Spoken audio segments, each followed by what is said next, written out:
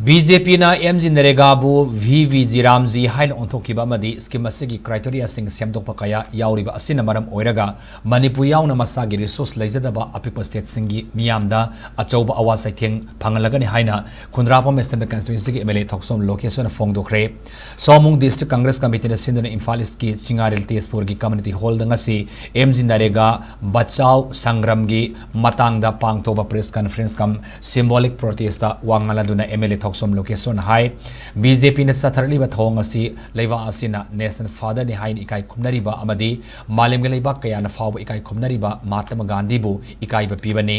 nauna maming olive scheme asina thabak suba da state ki share nifu ohen ba asina state lengak na kaidawnung da puthopa ngamloi daba senphamni masina maram oiraga scheme asi mai paktana ba achoba maram masu oiri haiki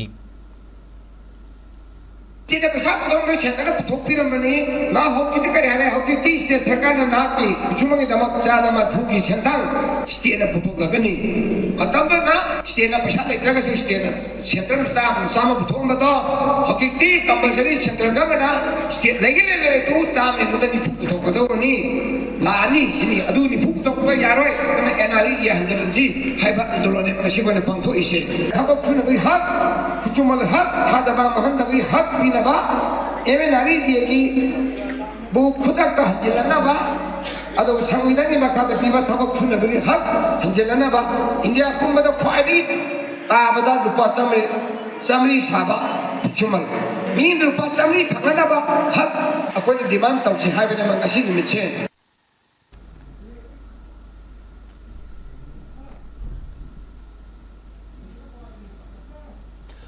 Ngasigi protester do saru yakiba Lamlai Assembly Constituency ki PCC member A Divena Manipur ki asuk lurabat phiba masida state asida laidiba BJP ki MLA singna majority number laina masagi khudong saba khara phangna na bahona bada lengak sema ngamdaba si yamalaibak thibani asum lamdama se ki miyamna hiram kayada thengnari ba awaba kaya si mapung fana ko ganna ba masung mangtharakli ba democracy bu kanna ba Manipur da fresh election na mapang thokto na anoba lengak lingma matam oiri haiki Manipur hai boy state city masagi source of income leite masidi 40% putok pa hai basi masi oil da bani ba aduna housing moina BJP na tawriba akoi ki GB Ram GJ masi mut khrane ba kari gi no hai ka da state ki di lair bi state boy bani na 40% putok masi leite ba aduna masida wa hau du ji kari gi no hai ka da maru oina job card suri ba jaga public sing jini hena awa checheng pi gane ba masi tawbi ga nu mamang da congress ki matam da State na 10% share oi bodu dum ohen biu 40% ohen biu 40% ohen ba tairagadi